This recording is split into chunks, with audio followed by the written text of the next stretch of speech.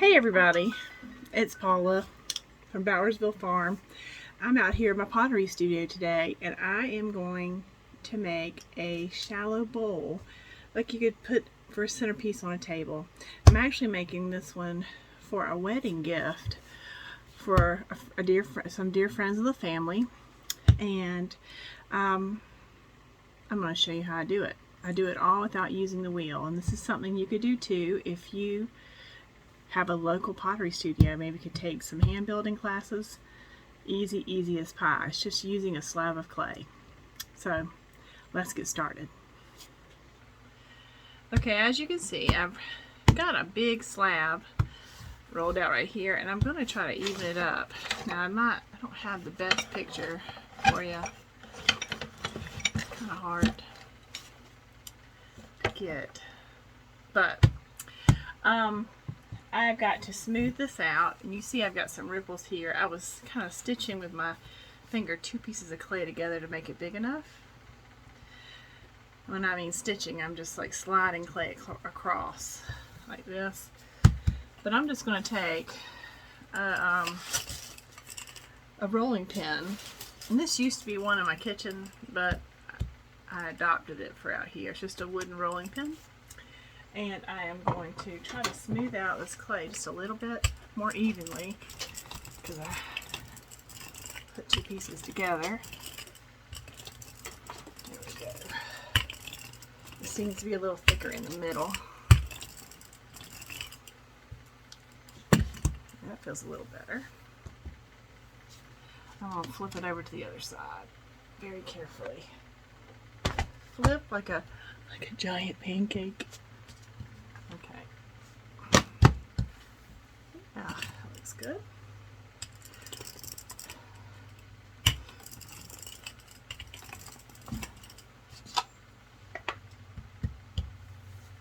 Okay. Yeah, so Rob just came to the house. He is out moving the pigs today in the woods, and his boots were covered in pig poo.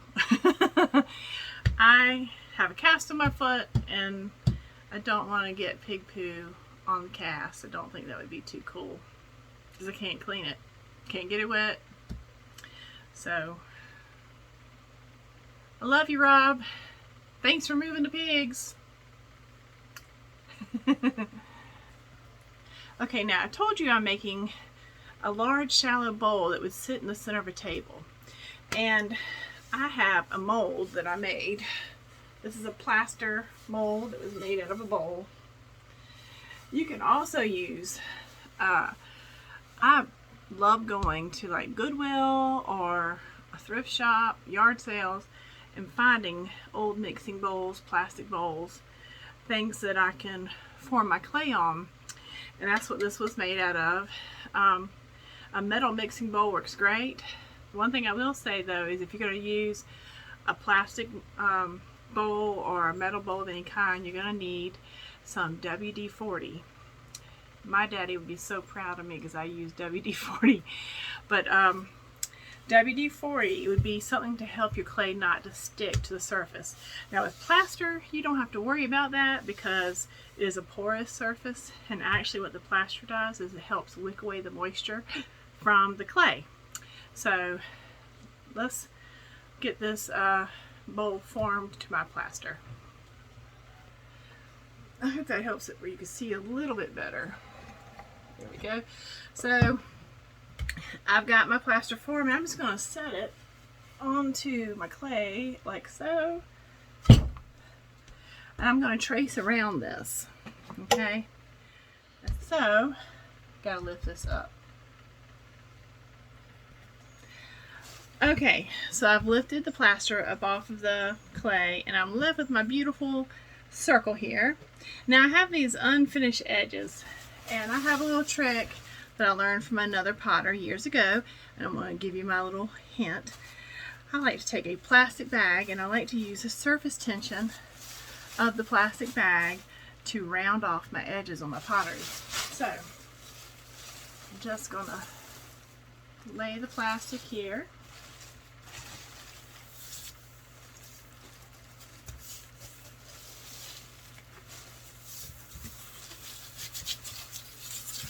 Okay, and what I mean by using the surface tension, I'm just going to take my finger.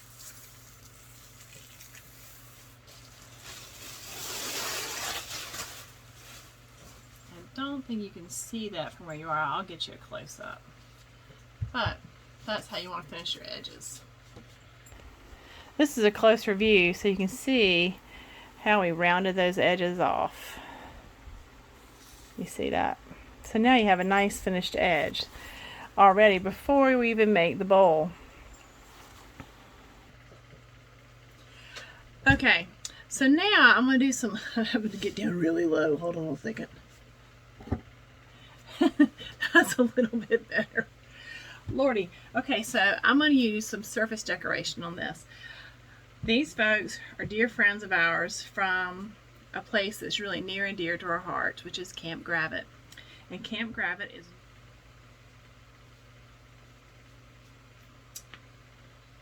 I'm going to roll them next to one another and then we will see which one actually looks better.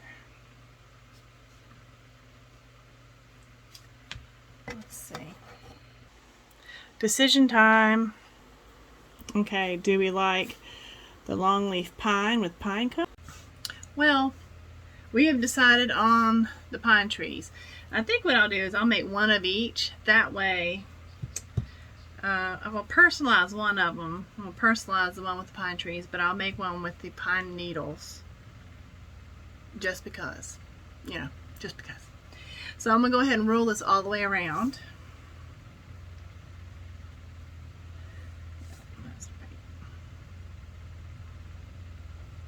The rim. And before I put this on the form, you definitely want to decorate it. So I'm just going to take this all the way around.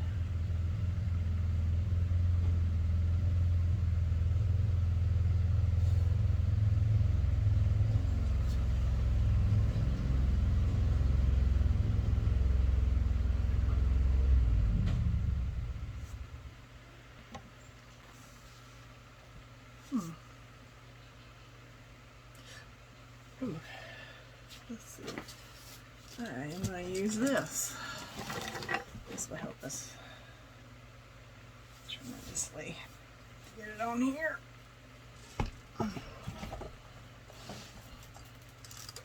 Yeah. We can see that it's hanging off over here and not so much over here. So we're going to pick it up very carefully and move it over. On this side. No. I'm going to move it a little bit more. I'm not doing too good. Let's center this sucker. Okay, that's better.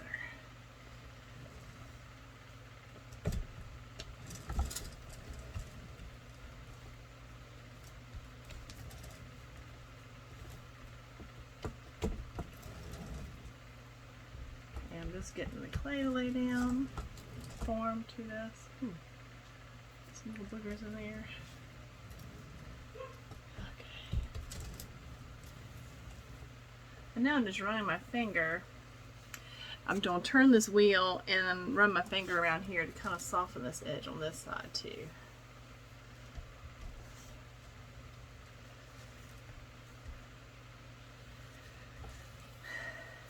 And I can finish a lot of it once it comes off of this, like evening up and whatnot. But I want to compress my clay again.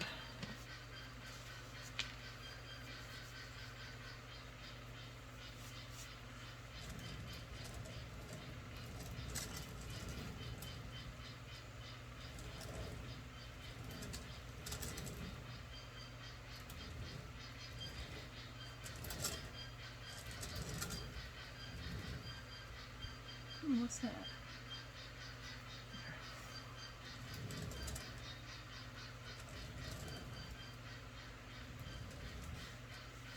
That's looking good. Okay, now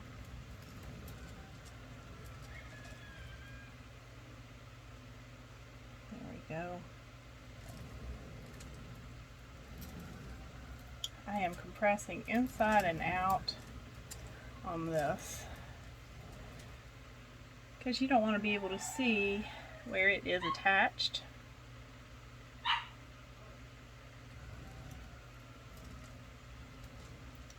I'm compressing around the top.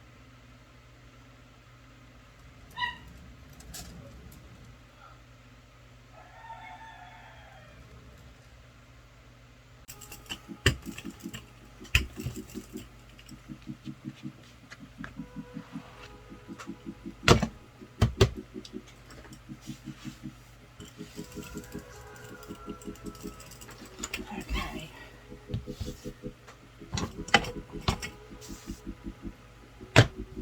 And now I'm going to take my credit card or my hotel key and I'm going to compress the clay. Always want to do this.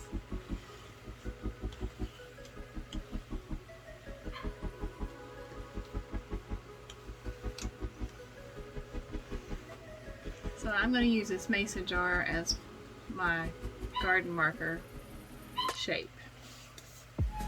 So first, let's see, I'm going to put a little texture on it.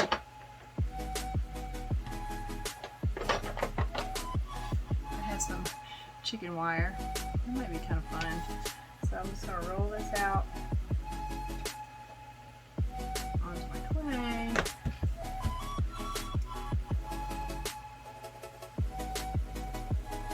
cut out a jar or two. Okay, so now that I've cut out my jars, I gotta think of what are the plants that I have in my garden.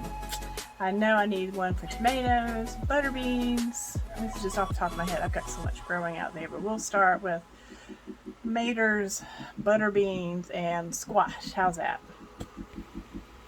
So here I've got my piece, and I'm gonna get my stamps ready. I'm right here. So let's just make this one my maters. And you can spell out tomatoes if you like, but you know, I'm just playing around. I'm just gonna do, you know what I might do? I might actually paint a tomato onto this. So I'm gonna smooth out an area on here where I can paint a tomato in the center there. So, and around my tomato, I'll have maters.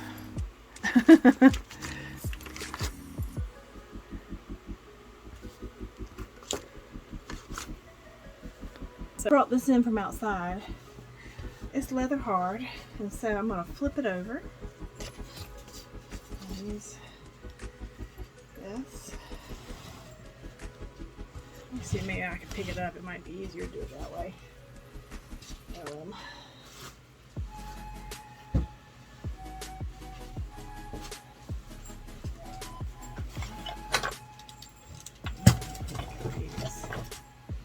This to set it on.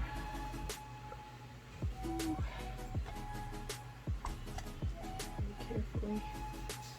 Okay. That is right on the edge. Woohoo. There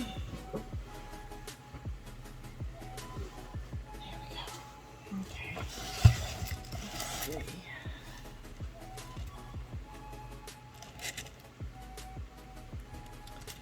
You see it has like, it's kind of wavy around the edges, but we're going to fix that. So this is what we have right now. And I'm going to fix all these undulating edges so it doesn't look so crazy. But you can see it's just a shallow bowl.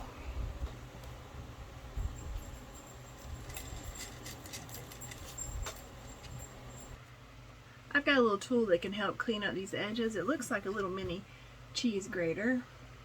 And I'm just going to use this to clean my edges up. These little bumpy edges. Just take off just a little bit. Just enough to give us an even. I'll put it in my kiln, and it fires at about 1800 degrees for 12 hours, And once it comes out of that, it's then known as a bisque. And after it comes out of the bisque, then I will glaze it. And basically I'm going to be glazing this all white because it's a wedding gift. And I'm going to just touch the trees with a little bit of green so that it gives them some definition. And the white that I use, it breaks along all the texture I put in there. So the lettering, because this is a speckled clay, the lettering will really pop. So, and when it comes out of the kiln, I'll definitely post a picture so that you can see it. You know, I'll post my work on our farm page on Instagram. So our Instagram is Bowersville Farm, okay? And we also have a Facebook page. You'll have to follow us there too, Bowersville Farm on Facebook. And I have a personal pottery page, and that is Art Shack Studio. If you're ever interested in just taking a look at some of my work there. I'm tickled that you joined me today, and I hope to see you again on the next Pottery with Paula. I guess is what we'll be calling this, because I'm going to try to do a pottery video every week so that you can see what I'm doing in the studio. And if you're ever interested in any of what you see here, let me know. Put me a comment down below in the comment section, and I can make you about anything you like. And some of the things you'll find on our farm store online, which is bowersvillefarm.com.